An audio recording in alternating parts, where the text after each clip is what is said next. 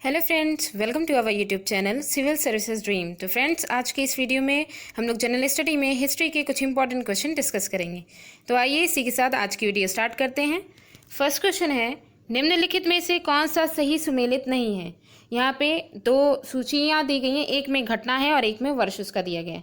तो आइए देखते हैं। जैसे भारतीय जल सेना अधिनियम 1927, सविनय अवज्ञा आंदोलन 1930, द्वितीय गोलमेज सम्मेलन 1931 और सांप्रदायिक निर्णय 1933। तो इसमें कौन सा सही सुमेलित नहीं है।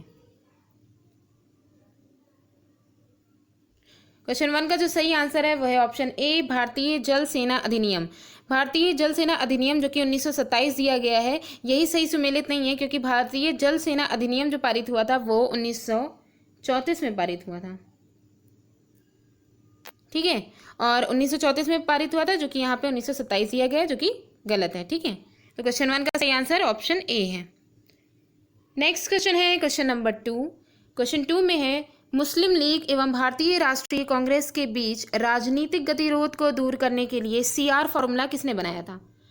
ऑप्शंस हैं जवाहरलाल नेहरू, राजगोपालाचारी, चित्तरंजन दास या फिर VP मेनन। क्वेश्चन 2 का जो सही आंसर है वो है ऑप्शन बी, राजगोपालाचारी।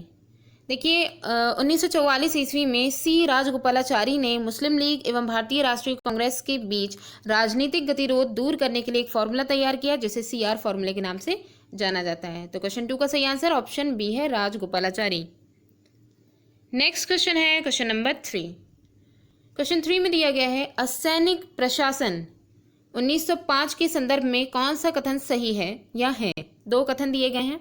पहले में दिया गया है, लॉर्ड कर्जन ने प्रांतीय सीमाओं को पुनर्गठित करने का निर्णय लिया, क्योंकि ये जो असैनिक प्रशासन है ये बंगाल विभाजन से रिलेटेड है। इसलिए यहाँ पे पहला स्टेटमेंट जो है, लॉर्ड कर्जन ने प्रांतीय सीमाओं को पुनर्गठित करने का निर्णय लिया। ठीक है, उस समय ये लॉर्ड कर्जन जो है वो बंगाल के गवर्नर थे। उसके बाद जो है सेकंड स्टेटमेंट है, पूर्वी बंगाल और आसाम नामक एक नया प्रांत बनाया गया। ठीक है, दो स्टेटमेंट है इसमें, नीचे दिए गए कूटों की सहायता से हमें सही उत्तर करना है। ऑप्शंस में है केवल एक और दो दोनों, केवल दो, ना तो एक ना ही दो, यानी कि इसमें दोनों ही स्टेटमेंट सही हैं या कोई एक सही है। क्वेश्चन 3 का जो सही आंसर है वह है ऑप्शन बी, एक और दो दोनों ही स्टेटमेंट यहाँ पे सही है। लॉर्ड कर्जन जो थे वो एक विशुद्ध साम्राज्यवादी था। लॉर्ड कर्जन एक विशुद्ध साम्राज्यवादी था। इसने प्रांतीय सीमाओं को पुनर्गठित करने का निर्णय लिया। बंगाल विभाजन में बंगाल की जो प्रांतीय सीमाएं थी उनका पुनर्गठन, फिर से उनको जो है डिवीज़न करके अलग अलग पार्ट में करने का इसने निर्णय लिया। इसने प्रशासकीय सुविधा का हवाला दे करके, कि प्रशासन में जो है सुविधा मिलेगी, तो उसका हवाला दे करके इसने 1905 में बंगाल को दो भागों में विभाजित कर दिया। ठीक है, यथा बंगाल तथा पूर्वी बंगाल, मतलब ये जो पूरा बंगाल जो था वो पूर्वी बंगाल और आसाम नामक प्रांत में परिवर्तित हो गया। तो यहाँ पे दोनों ही स्टेटमेंट यहाँ पे सही है कि प्रांतीय सीमाओं का पुनर्गठन भी हुआ और जो बंगाल जो था वो पूर्वी बंगाल और असम नामक प्रांत में विभाजित हो गया। ठीक है, नेक्स्ट क्वेश्चन है क्वेश्चन नंबर 4। क्वेश्चन 4 में है, निम्नलिखित घटनाओं को कालानुक्रम में व्यवस्थित कीजिए और नीचे दिए गए कूटों में से सही उत्तर चुनिए। तो यहाँ पे घटनाएं हैं। पहला है पूना पैक्ट, गांधी इरविन समझौता, क्रिप्स मिशन और सविनय अवज्ञा आंदोलन। कूट की सहायता से हमें इसका क्रम बताना है। तो क्वेश्चन 4 का सही आंसर है ऑप्शन सी, 4, 2, 1 और 3। ठीक है, एक बार हम इसका जो है सन के अकॉर्डिंग इसका क्रम भी देख लेते हैं। देखिए इसमें दिया गया है 4th। ठीक है, सविनय अवज्ञा आंदोलन जो था वो 1930 में आया, 1930 में। सविनय अवज्ञा आंदोलन का मेन जो पर्पस था वो ये था कि इसको ब्रिटिश साम्राज्यवाद के विरुद्ध भारतीय राष्ट्रीय कांग्रेस द्वारा जन आंदोलन, मतलब ये जो सविनय अवज्ञा आंदोलन जो था ये ब्रिटिश साम्राज्यवाद के विरुद्ध भारतीय राष्ट्रीय कांग्रेस द्वारा जन आंदोलन था। ठीक है, इसके बाद नेक्स्ट है गांधी इरविन समझौता। ये जो आया है ये 5 मार्च 1931, 5 मार्च 1931 में गांधी इरविन समझौता आया था। इसको महात्मा गांधी और लॉर्ड इरविन के मध्य ये समझौता हुआ था। ठीक है, नेक्स्ट है पूना पैक्ट। पूना पैक्ट जो है ये, इसे दिल्ली पैक्ट भी कहा जाता है, ये 1932 में आया। ठीक है, इसकी जो टाइमिंग है वो 1932 है पूना पैक्ट की। और फिर उसके बाद सितंबर 1932 की इसकी दी गई है टाइमिंग। और लास्ट में आता है क्रिप्स मिशन। क्रिप्स मिशन जो है वो 1942 में आया था, 1942, ठीक है, क्रिप्स मिशन था। क्रिप्स मिशन का मकसद यहाँ पे था कि भारत में जो राजनीतिक गतिरोध हैं उनको दूर करने के उद्देश्य से ये लाया गया था क्रिप्स मिशन, ठीक है। तो यहाँ पे टाइमिंग दे दी गई। तो अगर क्रम के अकॉर्डिंग देखा जाए तो 1930, ठीक है, फोर्थ ये पहले हो जाएगा, 1900 सविनय अवज्ञा आंदोलन पहले हुआ। उसके बाद सेकंड में है 1931, 5 मार्च 1931 को गांधी इरविन समझौता इसके बाद आया।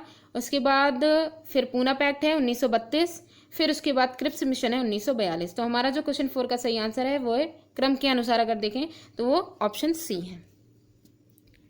नेक्स्ट क्वेश्चन है क्वेश्चन नंबर 5।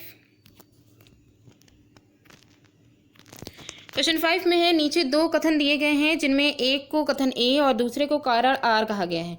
कथन ए में है, बंगाल की एशियाटिक सोसाइटी की स्थापना वॉरेन हेस्टिंग के काल में हुई थी और उसने सर विलियम जोन्स के पक्ष में उक्त विद्वत संस्था की अध्यक्षता का प्रस्ताव अस्वीकार कर दिया, ठीक, ये कथन दिया गया है। दूसरा यहाँ पे कारण क्या है?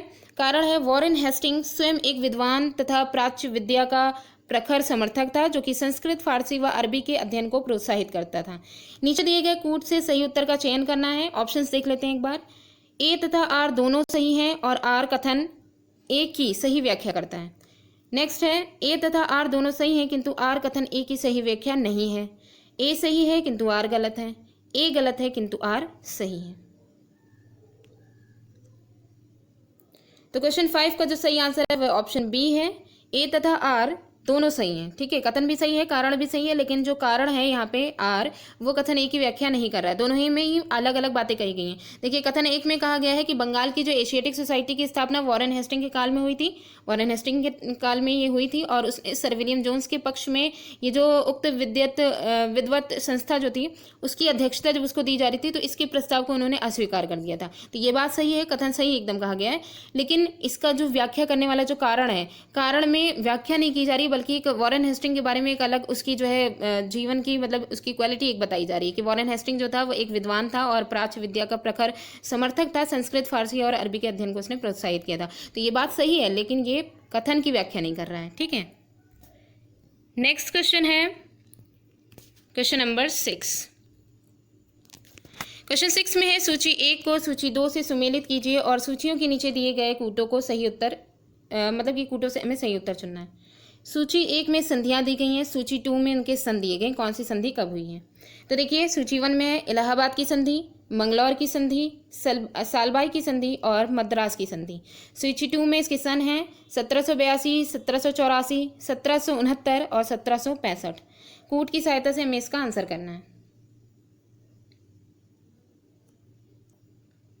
क्वेश्चन 6 का जो सही आंसर है वो है ऑप्शन सी, 4213।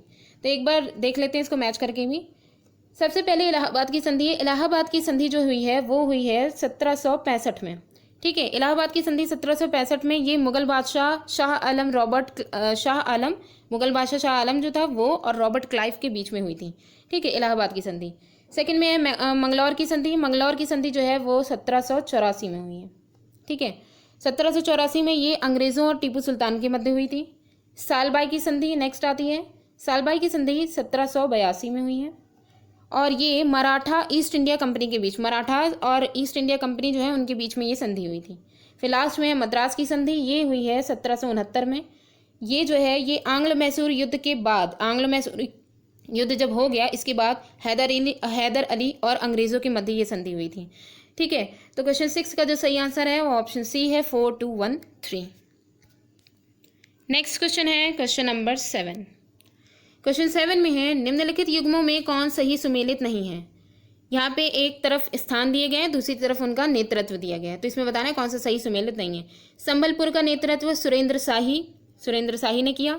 गंजाम का राधा कृष्ण दंडसेना ने किया। कश्मीर का गुलाब सिंह ने किया और लखनऊ का लियाकत अली ने किया। तो यहाँ पे पूछा गया कौन सा सही सुमेलित नहीं है। क्वेश्चन 7 का जो सही आंसर है वो ऑप्शन डी है, लखनऊ का लियाकत अली ने नेतृत्व किया। लखनऊ का नेतृत्व लियाकत अली ने नहीं बल्कि बेगम हजरत महल ने किया था।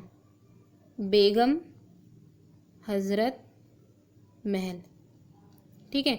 बेगम हजरत महल जो है उन्होंने लखनऊ का नेतृत्व किया था, ठीक है। और जो भी विद्रोह हो रहे थे उनका नेतृत्व बेगम हजरत महल ने लखनऊ से यहाँ पे किया था। और जो इलाहाबाद है, इलाहाबाद का लियाकत अली ने इलाहाबाद का नेतृत्व किया था। इलाहाबाद में जो विद्रोह हो रहे थे उसका नेतृत्व लियाकत अली ने किया था। ठीक है, इलाहाबाद। बाकी यहाँ पे संबलपुर में जो है विद्रोह था उसका जो है नेतृत्व सुरेंद्र शाही ने किया था। गंजाम में राधाकृष्ण दंड सेना ने किया था और कश्मीर में गुलाब सिंह ने किया था। ठीक, नेक्स्ट क्वेश्चन है क्वेश्चन नंबर 8। क्वेश्चन 8 में है दिल्ली में पुराना किला के सामने खैरुल मंजिल नामक मस्जिद का निर्माण किसने करवाया था? ऑप्शन है हमीदा बानो बेगम, सलीमा सुल्तान, जीजी अंगा, महामंगा। क्वेश्चन 8 का जो सही आंसर है वह है ऑप्शन डी। ठीक है, क्वेश्चन 8 का जो सही आंसर है वो ऑप्शन डी है, महामंगा। दिल्ली के जो पुराना किला के सामने खैरुल मंजिल नामक मस्जिद का जो निर्माण कराया था वो महामंगा ने करवाया था। वो भी कब? 1561 ईस्वी में। 1561 में इसको करवाया था। महामंगा अकबर की संरक्षिका थी। नेक्स्ट क्वेश्चन है क्वेश्चन नंबर 9। क्वेश्चन 9 में है मध्यकालीन भारत के ऐतिहासिक स्रोतों में चकला शब्द का प्रयोग हुआ है, यह किसके लिए है? ऑप्शंस देख लेते हैं। परगना के समानार्थी था, ये जो चकला शब्द जो था वो परगना के समानार्थी था, सरकार के समानार्थी था, सूबा और परगना के बीच की क्षेत्रीय इकाई था, लेकिन सरकार के समानार्थी नहीं था। उपरोक्त में से कोई भी नहीं। क्वेश्चन 9 का जो सही आंसर है वह है ऑप्शन सी, सूबा और परगना के बीच की क्षेत्रीय इकाई था, लेकिन सरकार के समानार्थी नहीं था। सरकार की इक्वल ये नहीं था चकला। तो देखते हैं एक बार। देखिए, शाहजहां के शासनकाल में सरकारों यानी कि यहाँ पे जो जिला है, ठीक है, जिले और परगने, सूबा को जिला कहा जाता था, ठीक है, और परगनों के बीच एक और मतलब कि यहाँ पे इकाई का निर्माण किया गया, एक और इकाई का निर्माण किया गया शाहजहां के शासनकाल में, और यही जो इकाई थी उसी को ही चकला कहा जाता है। ठीक है, जिसके अंतर्गत कुछ परगने आते थे, लेकिन ये सरकार के समानार्थी नहीं था। कहने का मतलब बस यही है कि सूबा यानी जिले और जो परगने जो थे उनके बीच में एक क्षेत्रीय इकाई का निर्माण किया गया जिसे चकला कहा गया, लेकिन ये जो है क्षेत्रीय इकाई थी इसके अंतर्गत परगने आते हैं, लेकिन ये सरकार के समानार्थी नहीं था। ठीक है, तो क्वेश्चन 9 का सही आंसर ऑप्शन सी है। Next and last question, question number 10। Question 10 में है निम्नलिखित स्मारकों को कालानुक्रम अनुसार में व्यवस्थित कीजिए और नीचे दिए गए कूटों में से सही उत्तर चुनिए। तो यहाँ पे स्मारक दिए गए हैं, उनका टाइम ड्यूरेशन हमें बताना है और कूट की सहायता से उनका क्रम हमें निर्धारित करना है। तो देखिए स्मारक कौन कौन से हैं। रबिया उद दौरानी का मकबरा औरंगाबाद, शेरशाह सूरी का मकबरा सासाराम, हुमायूं का मकबरा दिल्ली, अटाला मस्जिद जौनपुर।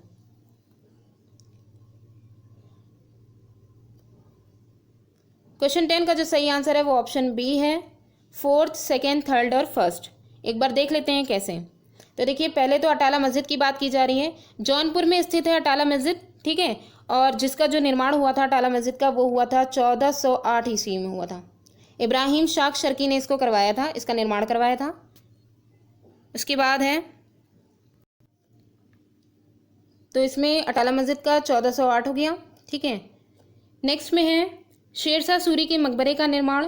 ठीक है, शेरशाह सूरी के मकबरे का निर्माण जो सासाराम में हुआ था वो 1540 में स्टार्टिंग इसकी हुई थी, और मतलब शुरुआत 1540 में हुई थी और 1545 में ये बन करके पूरा तैयार हो गया था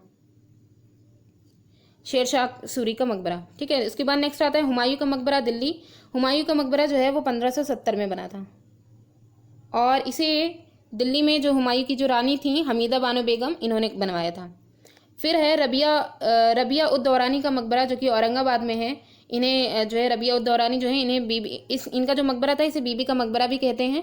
ठीक है, ये महाराष्ट्र के औरंगाबाद में 1651 इसकी जो टाइमिंग है जब ये बना है तो 1651 से 1661 के दौरान ये बनवाया गया था। तो टाइमिंग अगर हम देख लें तो देखिए अटाला मस्जिद 1408 में बनी है, ठीक है, इसलिए 4th हो जाएगा।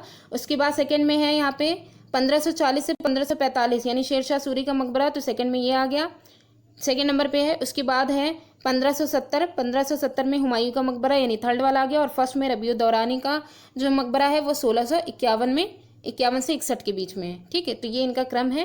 क्वेश्चन 10 का ऑप्शन यहाँ पे ऑप्शन बी जो दिया गया वो सही क्रम है।